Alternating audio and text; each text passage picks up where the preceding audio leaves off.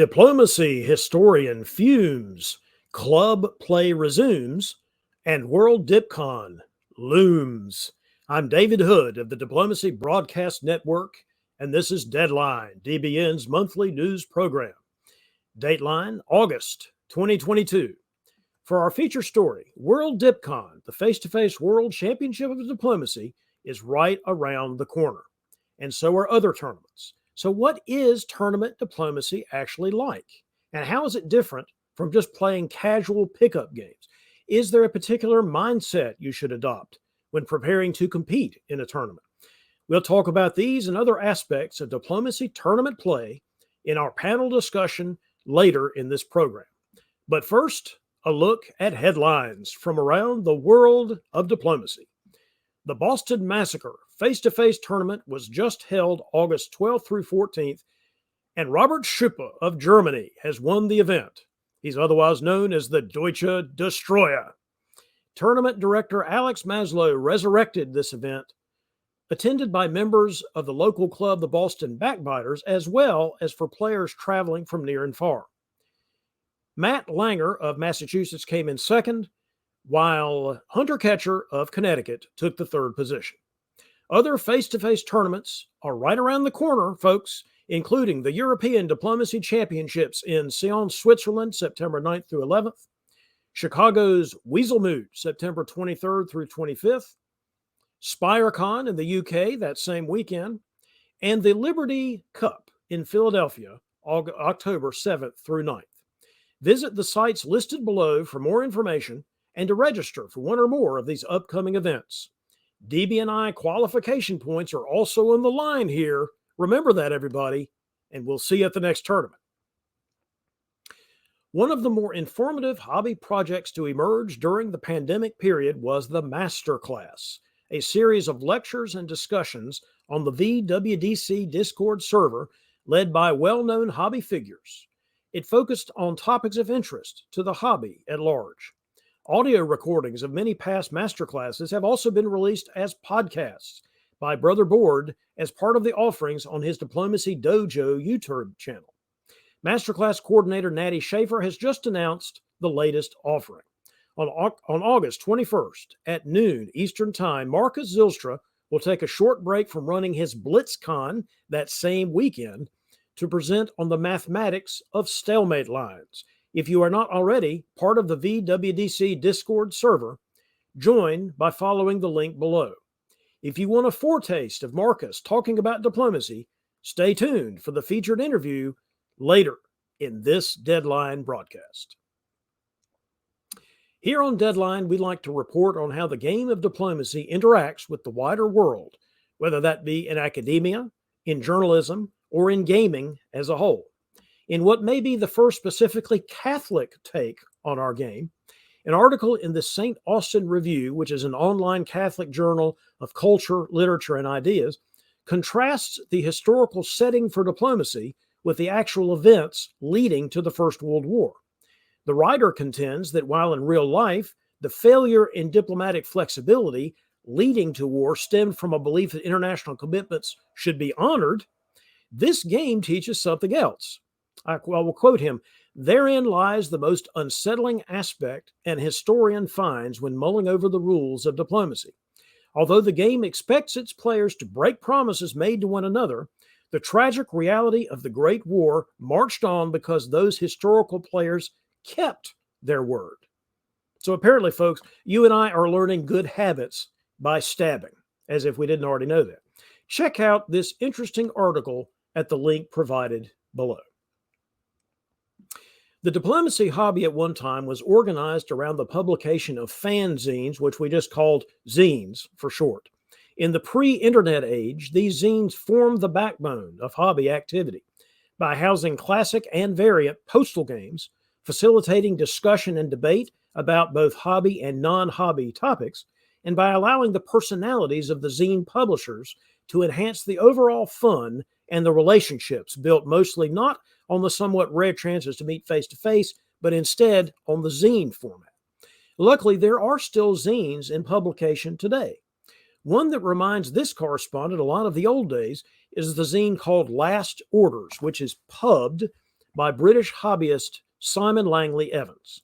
In his latest issue 37, Simon writes on British politics, his latest boating trip, and presents a topic for future discussion about the rewatchability of certain movies. All this, plus a letter column, book reviews, game reports of the classic games he's playing, as well as running, as well as other games, and more content. To experience the diplomacy hobby the way many of us started, check out his latest issue by using the link below in the show notes. Now let's take a trip around the various websites and YouTube channels for the content providers we call our DBN media partners. Brother Board just released another episode of his podcast series called Diplomacy Dojo, this time focusing on face-to-face play versus online modes of play. He talked about how time, attention, and health are important resources when playing face-to-face. Florida Man just released another in his series of YouTube videos about potential alliances in diplomacy. This one about the somewhat rare Italian-Turkish alliance, which he calls the Garlic Thanksgiving. But of course, on DBN, we call that the Kraken. And then there's a new YouTuber called Geomine, who has produced a series of short diplomacy videos with provocative titles such as Why You Should Stop Building Fleets as England and Why Belgium is Not Worth It. You can find links to this new diplomacy content below, or you can visit the media page of the North American Diplomacy Federation website, thenadf.org. In club news, the London Diplomacy Club is back in action after a period of pandemic-induced inactivity. On September 17th, club play will resume at a soon-to-be-disclosed secret location under the capable leadership of Marvin Freed. More details will be available on the club's Facebook page, a link to which is listed below. Chicago's club, the Windy City Weasels, also has a game scheduled the Wednesday before that, September 14th, as part of their Red Wednesday series of time-limited games. A link for that meetup is also listed below. And so rounding out club news is the announcement that the Brisbane Backstabbers Club in Australia is also restarting regular face-to-face play and is looking for new players. If you are in Queensland or thereabouts, follow the link below to join the fun. If virtual play is more your thing than face-to-face club games, that's fine. Just remember that the next Virtual Diplomacy League game day is August 27th, and the next Tour of Britain dates are September 10th and 11th. You can sign up for these games by joining the VWDC Discord server and looking for the VDL and Tour of Britain roles.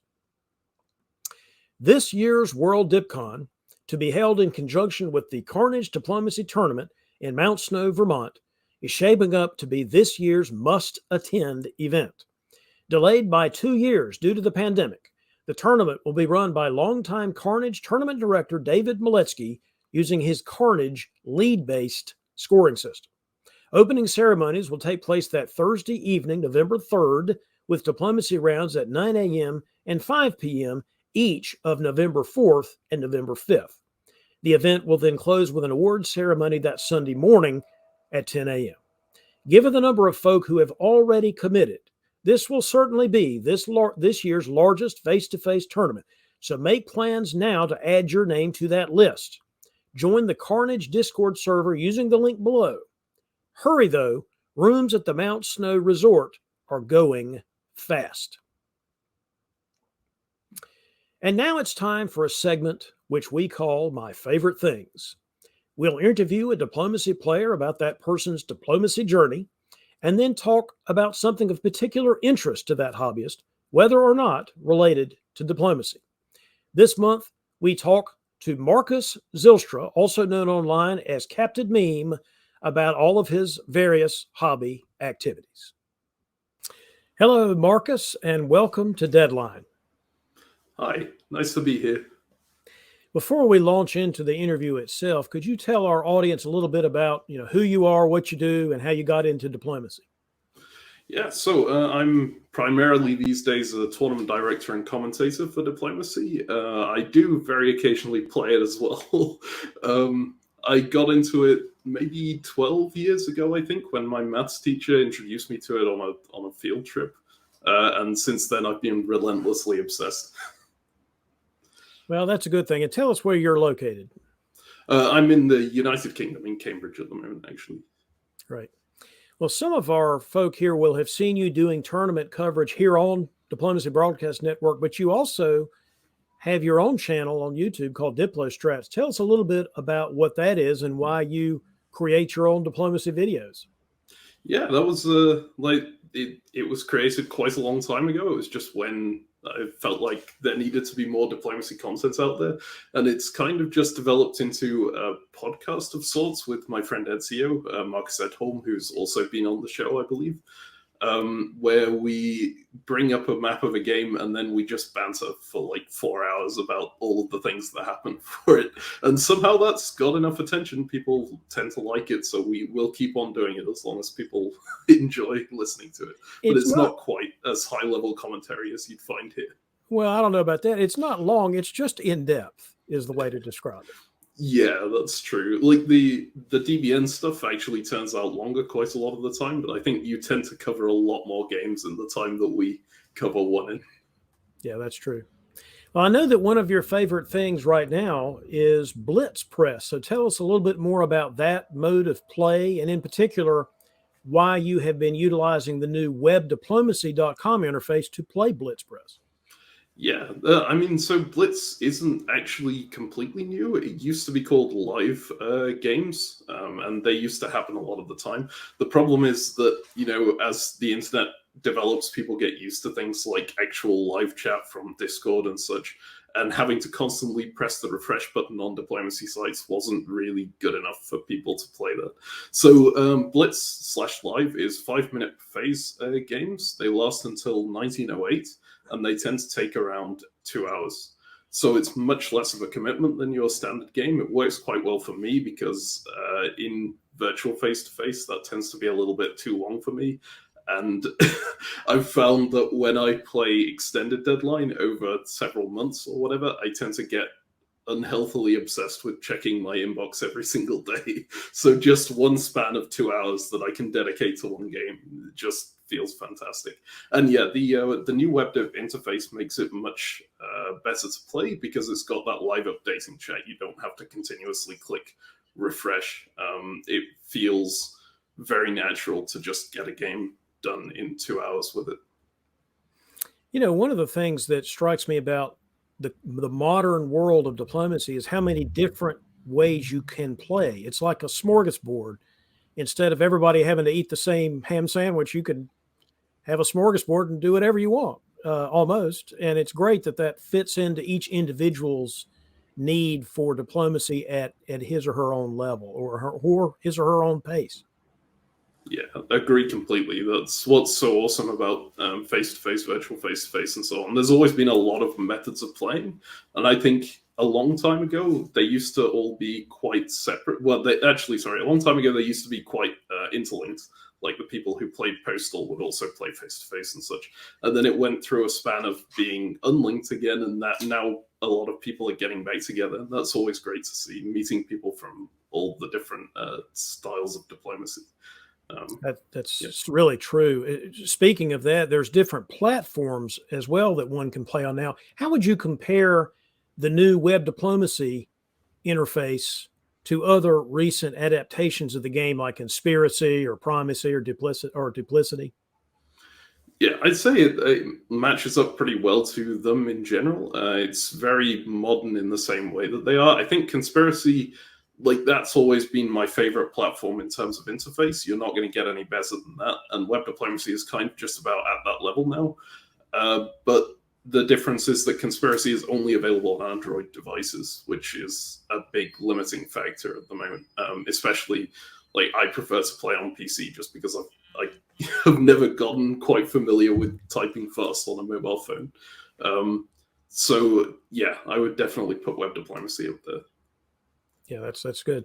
Give us a quick elevator speech, if you would, on why people that are like face-to-face, virtual face-to-face players or online players, why should they try Blitz Press, the 5-minute, sort of live games? I'm always a proponent for trying something new. I feel like there's a lot of people who just say, "Oh, I'm used to this particular style, so I'll stick with this particular style," and they miss out on being able to play something that might even fit them better. It might not work out, but there's no harm in spending 2 hours trying out something new that you might really enjoy, and you'll get to experience the Blitz community with it too, which is very slowly growing, and hopefully we'll get to a stage where we can consistently get every game started. It's not quite there yet, so we're certainly looking for a critical mass of players on that front. Or dare I say, have a tournament? As a tournament person like me, I would love to. That would be something that could happen. So there is a Blitz tournament going on at the moment. It's the Nexus League's Press League. Which is kind of like integrated with the Blitz. We advertise their games on the Blitz server as well. So if you're interested in tournament play, go ahead and jump into that as well. If you're talking about getting a tournament like specifically over a weekend or something, I'm sure we can arrange that. That seems like a great idea too. It also seems like something that would be fun to give coverage on. I'd love to see Blitz coverage here. So if someone wants to get more involved in Blitz, you mentioned a server. If there's a link to that, we'll put that in the show notes down below. Great. Yeah. Is that how you would do it? Get on your Discord server for Blitz? Yep. We tend to, there's an ability to disable notifications for it, so you can join it either way. But we do ping people whenever a Blitz game is getting set up, so you can jump into one whenever you feel like it. Well, you mentioned just a minute ago that the advantages of trying something new. So I know that one of your other favorite things in the world of diplomacy is the variant community. Why do you like variants? I mean, it's very much the same thing, right? I love trying out something new constantly. There's definitely something to be said for trying out like one specific map and getting very, very good at that and just being the best you can be. But for me, I really wanted to just experience, how can I take the skill and adapt them to something else? And can I do that consistently across all sorts of different variants? And how does the gameplay change from variant to variant? So like when you get massive variants like World War IV or such, I think there's one called War in the Americas now, which is 50 players. And that was just kind of insane. Suddenly things are very, very different from the classic game, because in the classic game, you can talk to everyone all the time and whatnot. And in a 50-player game, you're not wanting to do that. You're kind of like expanding and then deciding, am I big enough to be within this country's region of influence? Should I start talking to them? And so on. It's more of a game of discovery of where your borders will get to than standard diplomacy is. Well, it's certainly true that variants have always been an important part of the hobby, starting back in the 1960s. And yet there are some fans of diplomacy who have never tried a variant and really haven't even thought about it. Why do you think that is? Why are people resistant to that? So I think there's a couple of reasons for that. First, it's always good to get very good at something. There's no problem with that. And if you want to do that, sticking with the classic map is a great way to do it, because there's tons of articles out there you can study. You can just play the game over and over and over again until you're extremely good and one of the best. There's also just, I think, maybe the variant hobby isn't as publicized as it could be possibly, so we can put that more out there. But also, I think there's a bit of a wide range of quality of variants, let's say. With the classic map, you're going to get good design every time you go in. That map is very well designed, it's very well balanced, and it always results in a great game. Diplomacy is self-balancing to some degree. If someone is way too strong, they'll tend to get ganged up on. But some variants, the range of variants can be, there are some that just have one player that's ridiculously overpowered and will usually win. And there's some that are even better balanced than classic, I think, but they're a little bit harder to find just because of how ridiculous of a number of variants there are out there. Yeah, it seems to me part of the problem is achieving a critical mass to play any particular variant game, because there's so many. Yes, that's absolutely true as well. And I'll shout out the Diplomacy Variant Club, I think it's called, which is another Discord server that arranges these kind of games. Go ahead and join their Discord if you're interested in variants. They advertise constantly for various variants and consistently get the number of players required to join them. We had a panel discussion here on Deadline a few months ago about variants. And in that one, we talked about the difference between rule variants and map variants. I'm not saying there are not variants that change both, but there are, basically two main categories. Which of those two categories do you personally find more intriguing? I tend to prefer map variants because when you go into a map variant, you tend to be against people who know the rules, right? Who will have an in-depth understanding of how to play the game. Whereas when you go into a rule variant, if it's a very complicated rules variant, the people who've read the rules well will have a huge advantage to start the game, and a lot of people just don't read the rules particularly well.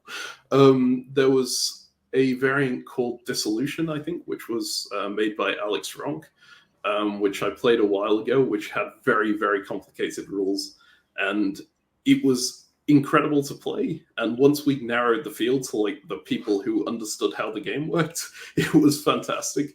But there was that initial stage of just the players who didn't understand how to play the game getting whittled out of it, essentially, which took a little bit out of it. Alex Ronka is actually a fellow North Carolinian, so he comes to my tournament. We've actually done face-to-face variant games at my tournament, which is hard to accomplish anymore. People don't really think about doing it face-to-face, but we've played several times his variants, particularly his variant about, I'm trying to remember the name of it, but it's during the Napoleonic period, and part of the map is Europe and part of the map is North America. I know which one you're talking about. I can't remember the name of it either, but it's fantastic to hear that it's happened in person as well. It is really tough to get those games going anywhere. It's very, very, very tough. Markus, before we go, I want to say that you were actually on the very first episode of this show, right at 2 years ago. And then we discussed the state of the hobby as of the summer of 2020. So let's update that. What is your view of the state of the diplomacy hobby as we sit here in the summer of 2022? I think it's in a far better place than it was then. And that's because of the people who have been dedicated to building it up. And like first and foremost among those, I think is DBN. Just the coverage that it gives to these tournaments, the amount of people it's brought in, and just it's super interesting to watch people's analysis of your gameplay as well. I think that's done a huge amount for just building the hobby up. And then alongside that, you have people like Bill Hackenbrecht and all the other organizers in VWDC who've just kind of made the hobby what it is. They brought a ton of people in, managed to get this completely new game mode, like the virtual face-to-face mode, off the ground properly. Like that's just built up a huge community out of nowhere where there wasn't much of one before. And the fact that that's brought the face-to-face and the extended deadline communities together is potentially the biggest thing that's happened, I think. I don't think I would have met you if this hadn't have happened, just because I don't go to tournaments in the United States. And you've been one of the biggest parts of this hobby as well. So thank you for everything you've done. Well, I was just thinking the same thing, that one of the great things is that I get to meet people like you. And to me, as a primarily face-to-face person, I enjoy making the friendships and the relationships. That's part of what diplomacy is to me. So the fact that we've had this opportunity to cross-pollinate is exciting to me also. Yeah, the diplomacy community is just the best community out there, I think. It's got the friendliest people, and if you haven't tried virtual face-to-face or face-to-face, you should come along to a tournament, I think. That's really directed to viewers, just not to David. No, that's fine. Well, Markus, I really appreciate you being on the show. Thank you. And now, for our panel discussion, we will tackle the question of playing in diplomacy tournaments. How does that experience compare with playing a pickup game or in a months-long diplomacy league? Are there different strategies to consider when playing in a tournament with a top board or one without? Are the interpersonal relationships of a diplomacy match different between tournament and non-tournament games? Let's find out what our panelists think about all of this.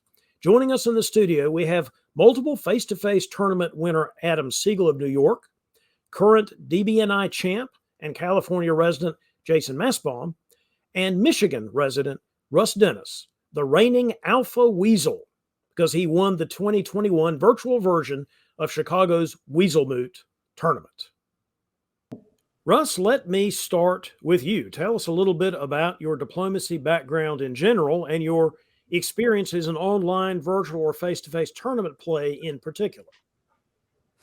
So I first played diplomacy in 2008 on the DP Judge and just really played public games there. I would do 3-day deadlines, no weekends. And so those games would last 5 to 6 months. And that is how I got into diplomacy. I started doing some house games. I was in Iowa at the time also, so I got some face-to-face experience there. I went to a tournament in Chicago in 2013. And after that tournament, I did not play diplomacy at all for 5 years. And it didn't have anything to do with the Weasels.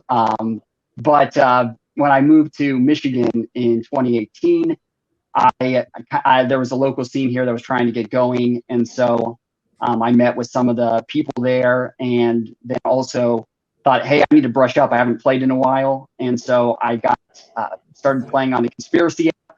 Then through that, got connected with Nexus. And in the first 2 seasons I played in those tournaments, was able to get to the finals.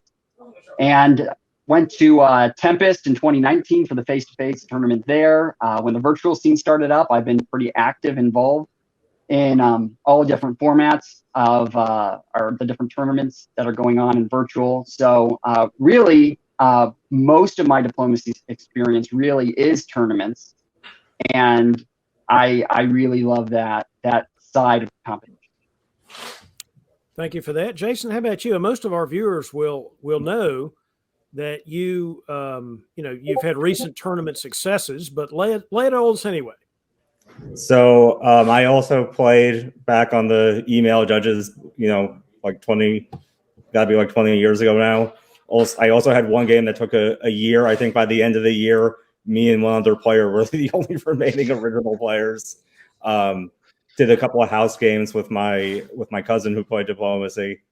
And then just never, I think still did some judge stuff through high school a little bit, but I was interning in DC, like went to a just unrelated board game meetup, happened to meet some DC players there, was playing all weekend, and then that led into going to HuskyCon for my first tournament.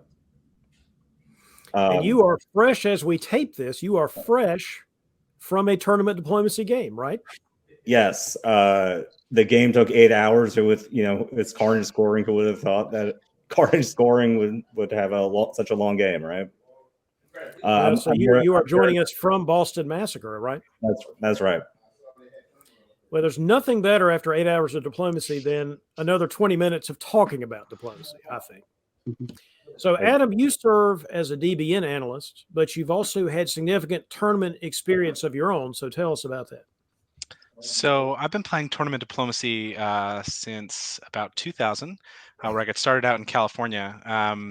Around that time, I was also playing on the DP Judges online. But these days, and I would say probably for the last 15, 16 years, I've been playing exclusively face-to-face diplomacy. I played a lot of house games in the California scene, in New York, in the Washington, D.C. area, as well as tournaments. I think I've probably played in over 50 face-to-face tournaments by this point in the last 20 years. So it's been a lot of tournaments for me, and I love it. I love the people. I love showing up. So excited today to talk about the difference between the two. All right. Well, let me stick with you for a minute then. Imagine you are preparing to attend Weasel Moot next month, or the Liberty Cup in October, or the World DipCon in November. Those are the ones coming up that are face-to-face. What should you be thinking about if you're preparing to go to one of those events? Well, I am preparing to go to one of those events, and I look forward to seeing people, hopefully at Carnage, where I will be. Everyone should come to Worlds if they can. For me, I think diplomacy is a lot about intentionality. And every time I'm looking at a new season or a new game year, a new conversation, I'm thinking about, what do I want to get out of this conversation? What are my goals for this conversation? And I think that, but when you are heading to a tournament, maybe one of the things also to think about is, what is my goal for this tournament, right? Am I looking to walk away with some hardware? If so, is it a best country award? Is it a top 7 placement? am I just looking to come and hang out with people and have a good time?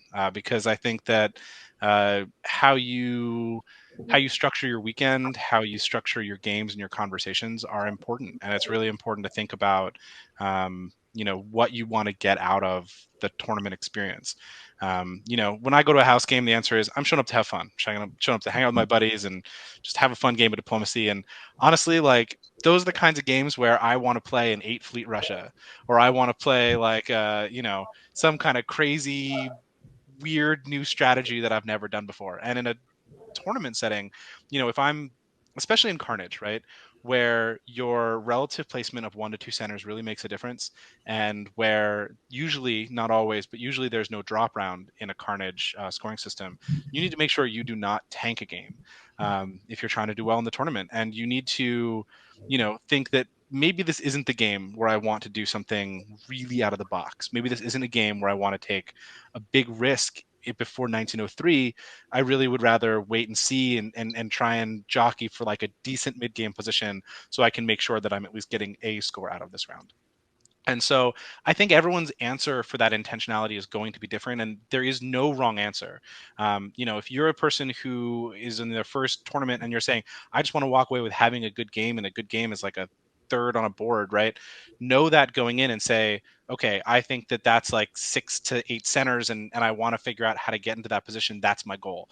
Or, I want to just hang out with my buddies. What does that mean? It's figuring out where the best seat at the bar is and how do I make friends with the bartender, right? So those are both totally valid answers, but just being able to answer that honestly for yourself is, I think, a really key thing to having a successful diplomacy tournament weekend. Yeah. Jason, let me follow up on that point with you that Adam just made. Is there a particular playing style that you think that one should maybe adopt for a tournament game versus some other kind of diplomacy? I think just maybe things a little obvious, but be a little more cutthroat, right? Like that, everybody has their own different playing styles that works for them, right? Some people even manage to do well, like never telling a lie, right? Like some people manage to do well that way. But like, Adam mentioned house games. If there's a brand new player and it's a house game, like I will, do his gloves with them for a while, make sure they have a good time. If it's a tournament, like, sorry, I need your dots. I think that's a big difference. Like at a house game, you can afford to like, oh, I don't need all those dots, right? At a tournament, like you need the dots. It's all about the dots, all about the dots. How about you, Russ? Do you believe that we should expect different play from your opponents when you're on a board, if you're in a tournament setting? And if so, what do you do to prepare for that? Yeah, so with Jason, he must be one of those people that never tells a lie, because he's just upfront like that. I just need your dots. So you can know that if you're at a tournament with Jason, he's gonna tell you up front, you heard it here first, that's what he's there for. So like I can talk about personally, like ideally, like the games that I enjoy the most personally are the games where everybody is trying to win all the way up to the last second. So those are, I've been on boards like that. Those are the games I really enjoy, regardless of how I finish, like everybody trying to work every angle that they can.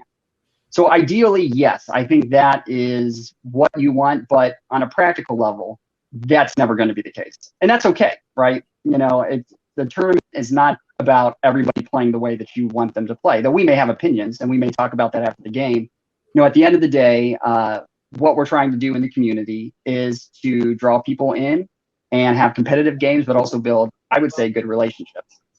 So ideally, yes. If you're going to prepare, though, you've got to know that that's not the case.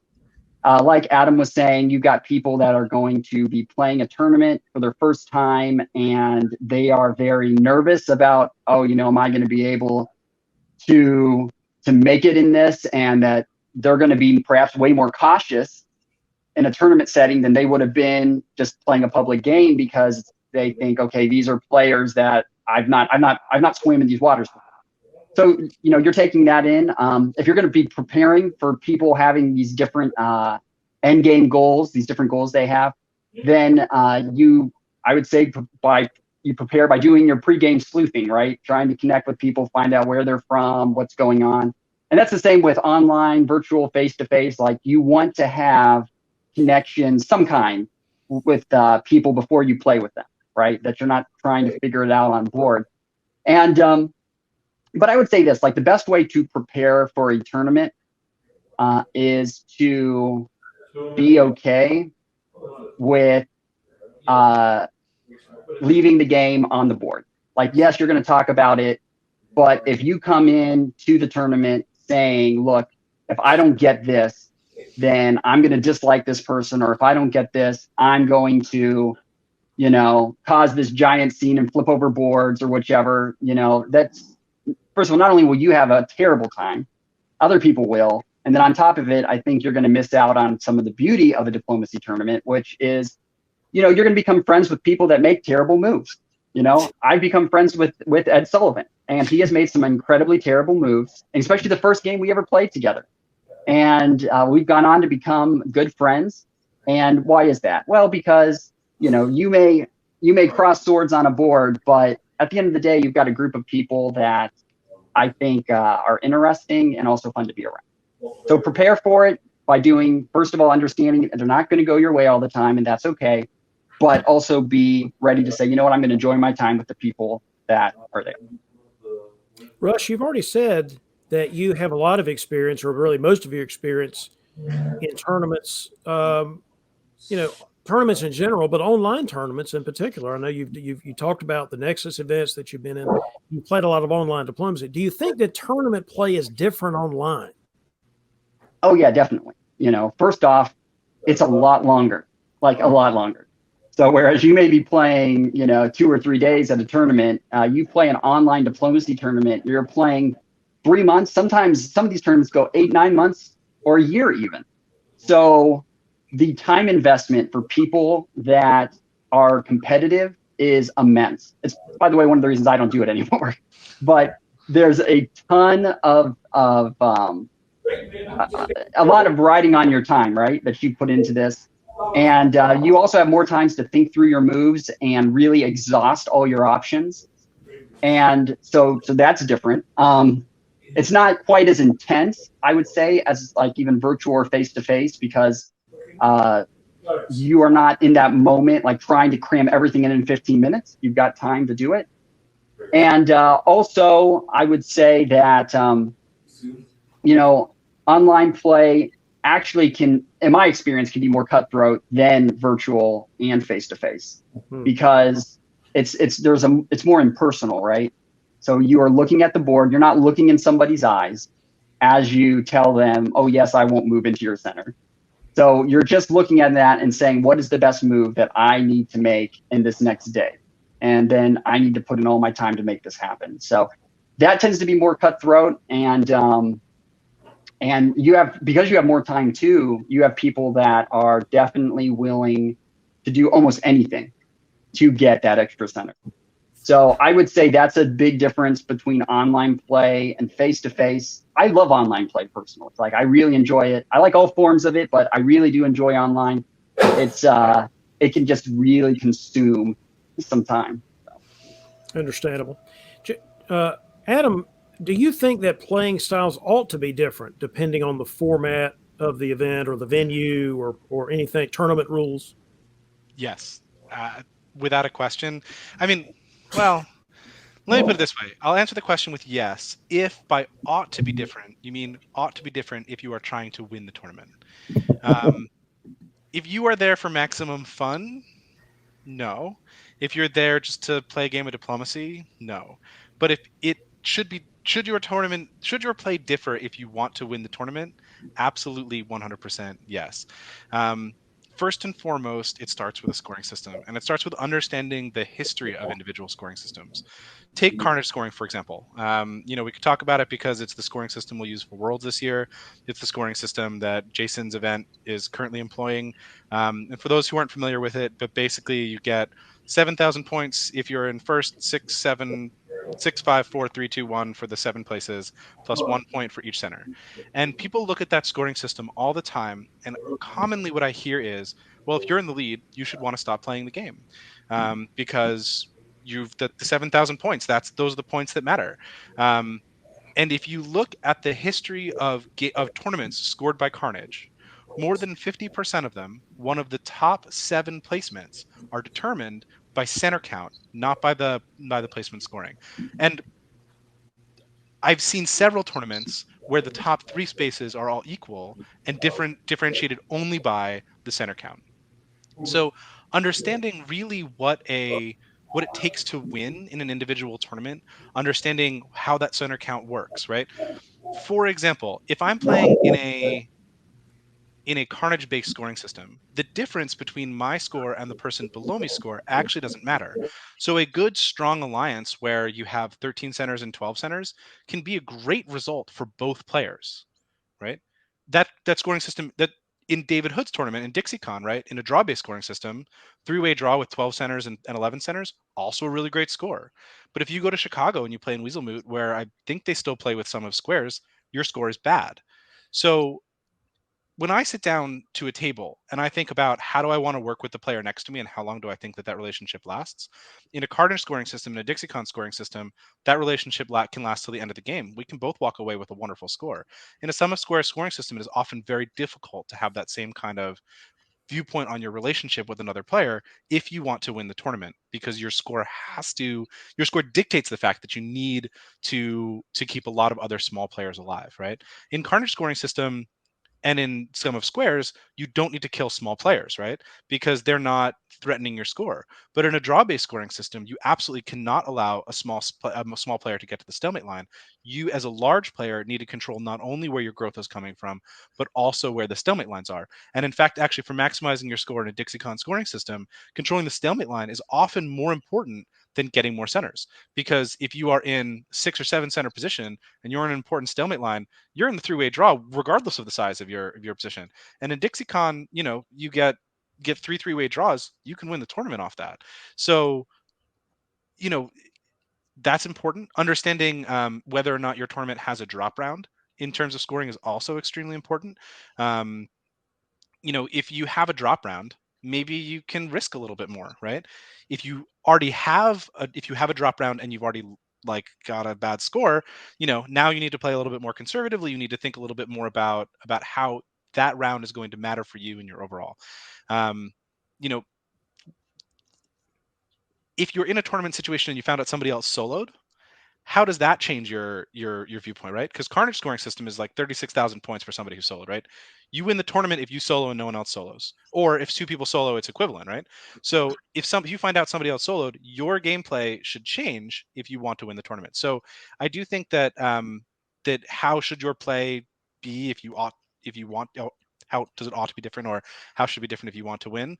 I think that this is really strenuous. You really need to be thinking about it. A lot of what you said, I totally agree with everything you said. And a lot of times people will talk about the difference in scoring systems as if that's the thing. I really like the fact that you focused on whether there is a drop round, which in some ways, in some situations, is a more important consideration than exactly what the scoring is. So I appreciate you bringing that up. Jason, let me talk to you for just a minute about this, because you have been playing a lot of tournaments lately, and also like in the virtual diplomacy leagues and things like that. So do you approach a tournament game differently than you do like playing in a league, for example? And if so, what difference?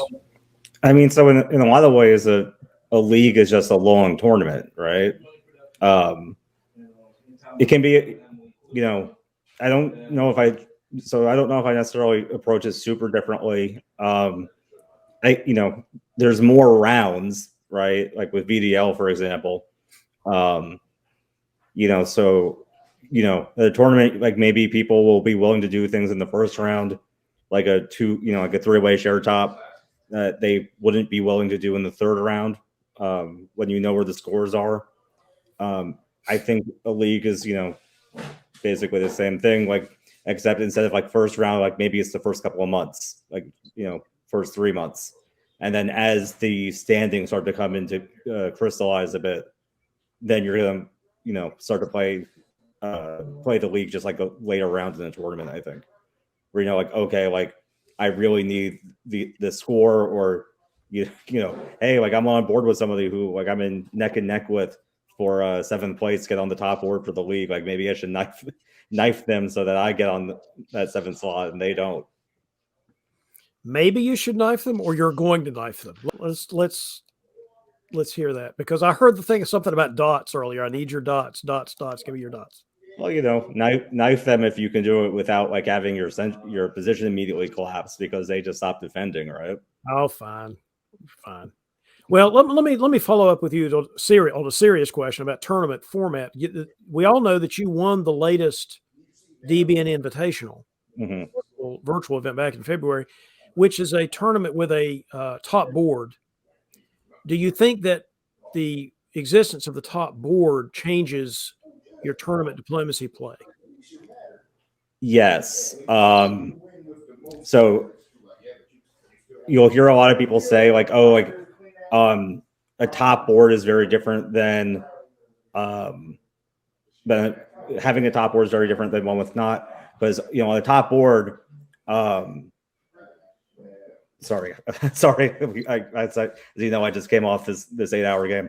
On a top board, only one person can win, right? But the two-way share top isn't going to do you any good. Like if you try to do it, there's going to be a tiebreaker. Only one person can win. And you do have that a bit in tournaments without a top board, because on the 3rd round, presumably people know where the standings are. I think where you really get the big difference is the jockeying on the final round before the top board. But hey, like if we just do this really contrived result, then we can go be on the top board. I think that's where you get the biggest difference, is that you can just engineer these results in the final round of top board tournaments, where as long as we're both on the top board, like that's the only thing that matters. Russ, why do you think diplomacy people love tournaments so much?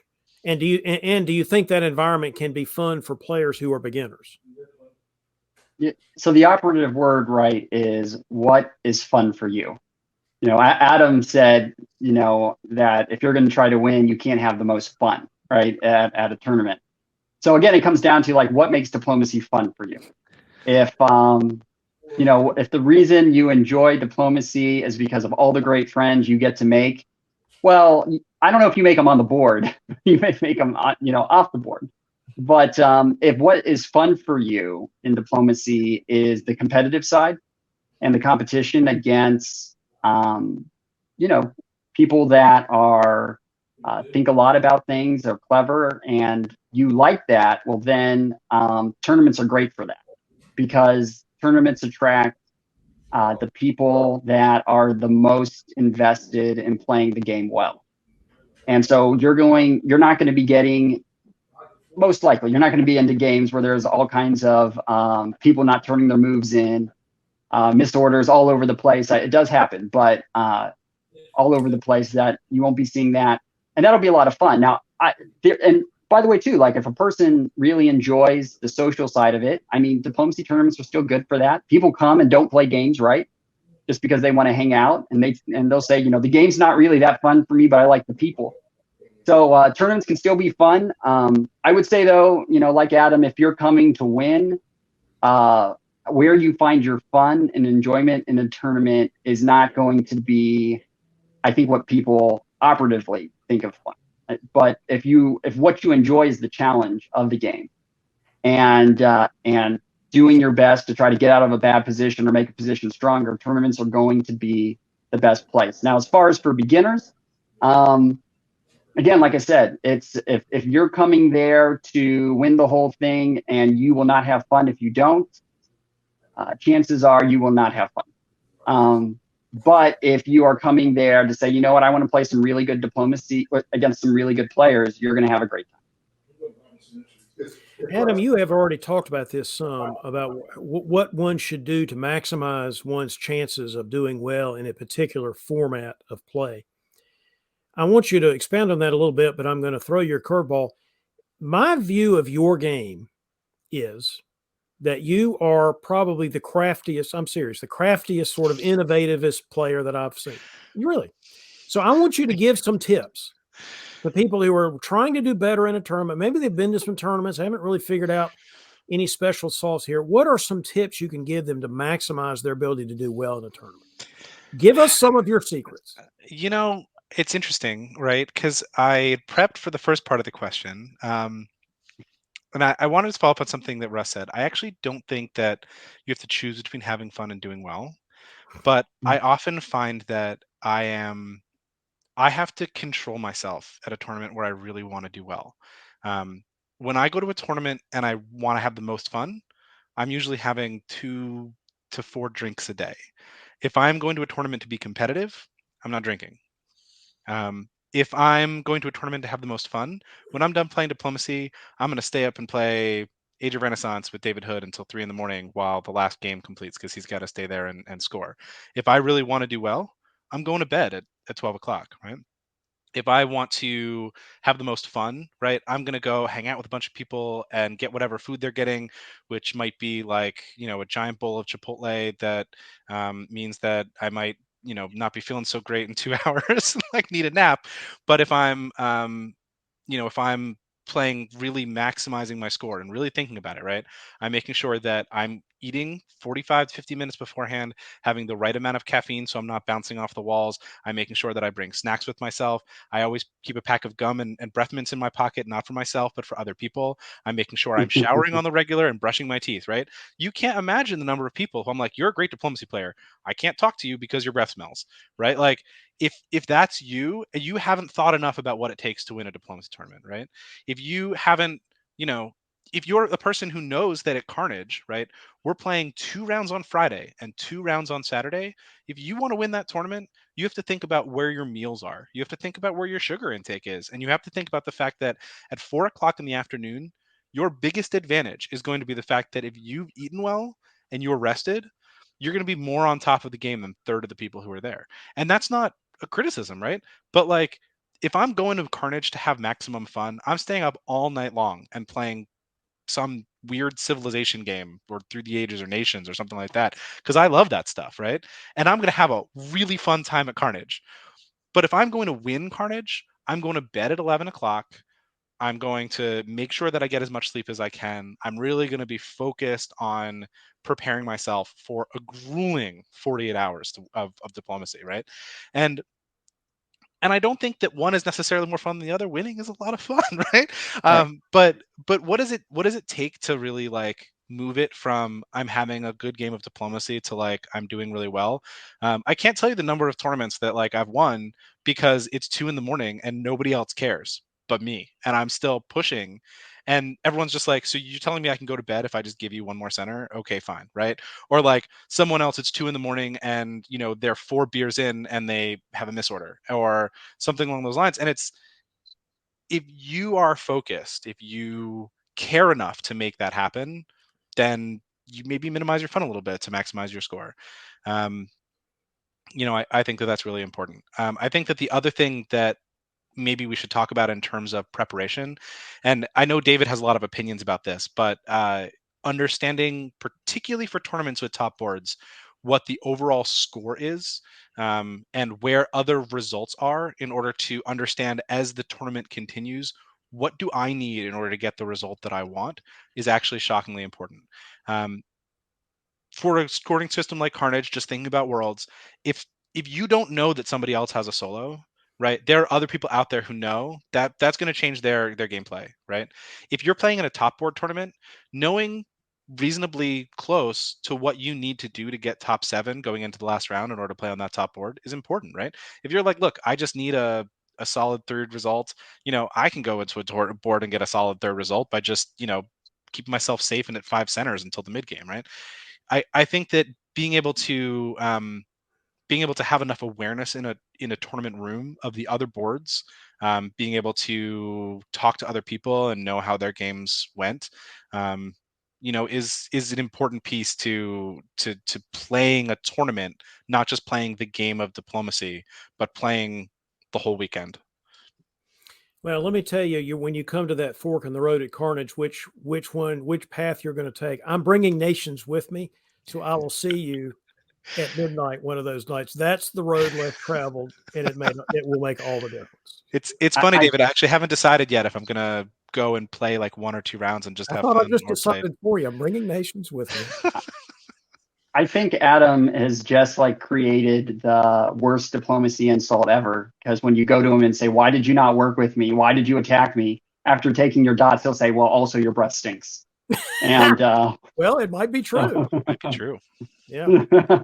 All right. Well, I do appreciate that, all of those comments. Jason, give us your final thoughts about playing in tournaments. I think so. As I am starting to feel right now, it really is an endurance event, and as Adam said, like rest, eating. I have also not eaten in about 10 hours now. Can be worth a lot in terms of how good your play is. It's totally fair. Adam, any other parting thoughts for our audience? Whether you think you're going to do well or not, whether you're intimidated, if you've never been to a diplomacy tournament, it is a singular experience, and people really, if you care enough about diplomacy to watch this channel, come hang out at a diplomacy tournament. Diplomacy players are a rare breed of fun group, and even when you're doing badly, they're lots of fun. I was saying before we started this broadcast, my average tournament score for the first 4 or 5 years when I was playing tournament diplomacy was like under 1 center per board. And I was still having a great time, right? I think it is possible to come and just enjoy the experience, set the goal for yourself of just getting a best country, or just making it to the mid game, or trying out a new alliance is a great goal set for your first diplomacy tournament. Come on down, have a great time. Agreed. Russ, finish us off. Yeah, I would echo what they were saying, that tournament is a great place to play high-level diplomacy, get to meet fun and interesting people. And, of course, the best way to stay plugged into all the tournament scenes, everything going on online, virtual, face-to-face, continues to be the Diplomacy Briefing.